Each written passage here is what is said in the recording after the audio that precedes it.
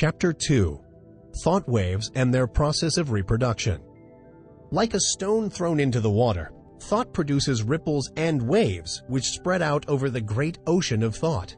There is this difference, however. The waves on the water move only on a level plane in all directions, whereas thought waves move in all directions from a common center, just as do the rays from the sun. Just as we here on Earth are surrounded by a great sea of air, so are we surrounded by a great sea of mind. Our thought waves move through this vast mental ether, extending, however, in all directions, as I have explained, becoming somewhat lessened in intensity according to the distance traversed, because of the friction occasioned by the waves coming in contact with the great body of mind surrounding us on all sides. These thought waves have other qualities differing from the waves on the water. They have the property of reproducing themselves. In this respect, they resemble sound waves rather than waves upon the water.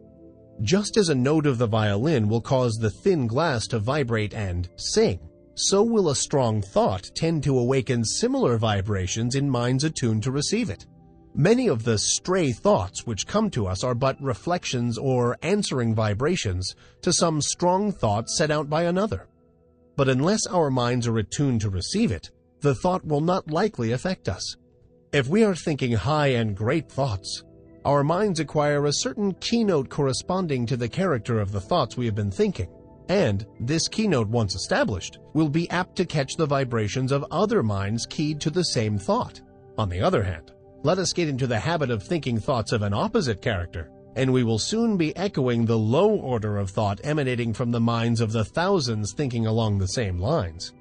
We are largely what we have thought ourselves into being, the balance being represented by the character of the suggestions and thoughts of others, which have reached us either directly by verbal suggestions or telepathically by means of such thought waves.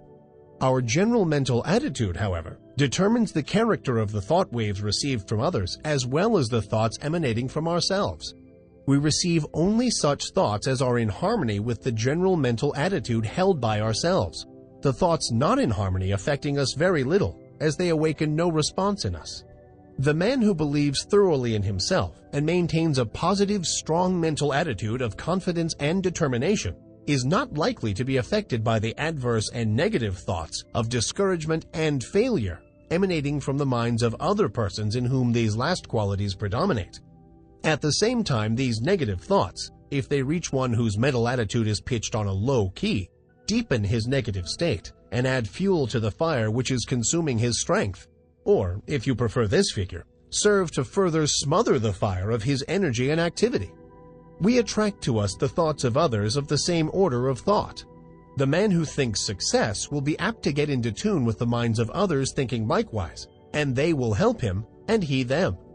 The man who allows his mind to dwell constantly upon thoughts of failure brings himself into close touch with the minds of other failure people, and each will tend to pull the other down still more.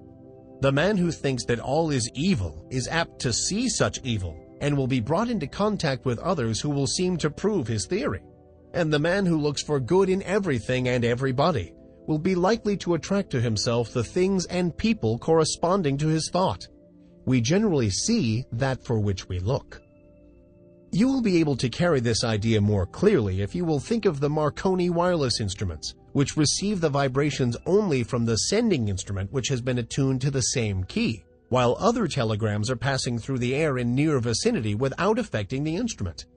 The same law applies to the operations of thought. We receive only that which corresponds to our mental attunement.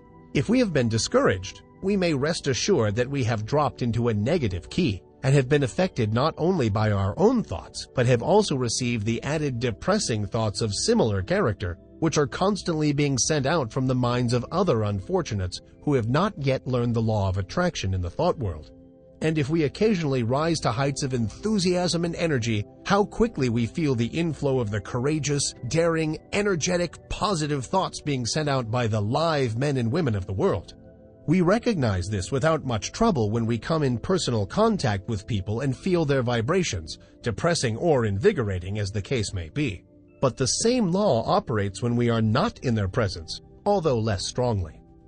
The mind has many degrees of pitch, ranging from the highest positive note to the lowest negative note, with many notes in between, varying in pitch according to their respective distance from the positive or negative extreme. When your mind is operating along positive lines, you feel strong, buoyant, bright, cheerful, happy, confident, and courageous, and are enabled to do your work well, to carry out your intentions, and progress on your roads to success. You send out strong positive thought, which affects others and causes them to cooperate with you or to follow your lead, according to their own mental keynote. When you are playing on the extreme negative end of the mental keyboard, you feel depressed, weak, passive, dull, fearful, and cowardly. And you find yourself unable to make progress or to succeed. And your effect upon others is practically nil. You are led by, rather than leading others, and are used as a human doormat or football by more positive persons. In some persons, the positive element seems to predominate, and in others, the negative quality seems to be more in evidence. There are, of course, widely varying degrees of positiveness and negativeness, and B may be negative to A while positive to C. When two people first meet, there is generally a silent mental conflict in which their respective minds test their quality of positiveness and fix their relative position toward each other. This process may be unconscious in many cases, but it occurs nonetheless.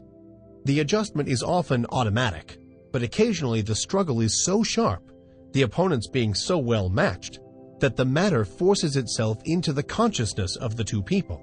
Sometimes both parties are so much alike in their degree of positiveness that they fail to come to terms mentally.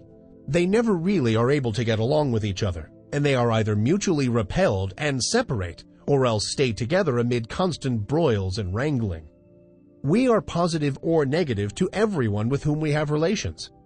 We may be positive to our children, our employees, and dependents, but we are at the same time negative to others to whom we occupy inferior positions, or whom we have allowed to assert themselves over us. Of course, something may occur and we will suddenly become more positive than the man or woman to whom we have heretofore been negative.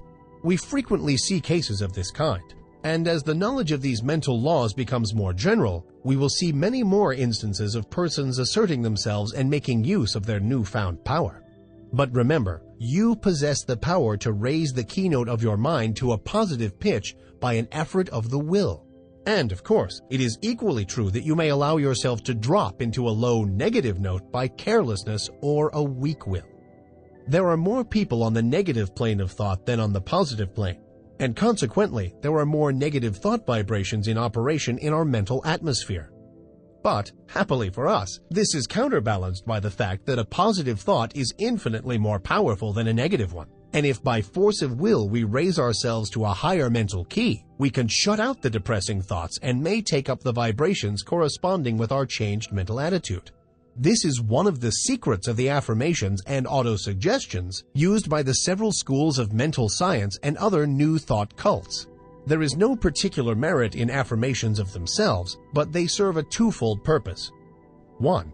They tend to establish new mental attitudes within us and act wonderfully in the direction of character building, the science of making ourselves over. 2. They tend to raise the mental keynote so that we may get the benefit of the positive thought waves of others on the same plane of thought.